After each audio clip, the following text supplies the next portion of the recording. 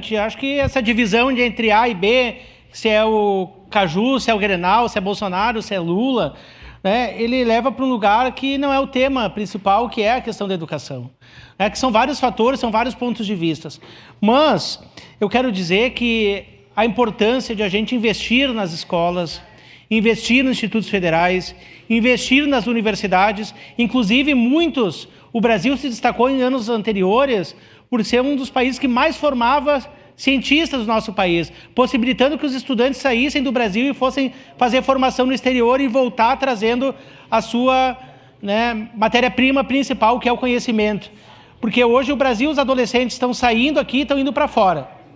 E nós precisamos começar novamente esse rumo, que as pessoas possam ficar no nosso país, trabalhando, desenvolvendo tecnologia, ao invés de a gente importar a tecnologia, que nós possamos produzir aqui no nosso país. E é através da educação. E aí, vereador Fantinel, é da educação que começa lá na escola, lá no berçário, e termina na pós-graduação. A escola, e eu falo, vereador, que a gente tem que investir na educação, a gente tem que investir na escola, porque, inclusive, a escola não é só alfabetizar ou ensinar o alfabeto, mas é também emancipadora. Emancipadora das pessoas, aprender a não ter preconceito contra o negro, contra o branco, contra o LGBT, contra o índio. É uma série de coisas, não somente de aprender a alfabetização.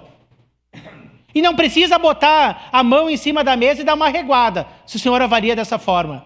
Eu avalio que os professores têm que ser valorizados, que as crianças têm que ser alfabetizadas, que as crianças que não têm condição possam ter um prato de alimento e sair de barriga cheia da escola para poder aprender a ler e escrever. O senhor teve seu filho em escola pública, o senhor sabe disso a importância. E eu quero dizer também que eu votarei favorável a essa moção, porque eu não admito que 1 centavo seja cortado, aliás, tem que ter investimento. Mas é investimento na sua integralidade, da pré-escola à pós-graduação. E nós vamos aqui, presidente, nos próximos dias fazer uma audiência pública para concluir, mobilizando toda a Serra Gaúcha para que nós tenhamos uma educação superior, uma universidade federal aqui na nossa região. Obrigado. Gratuita.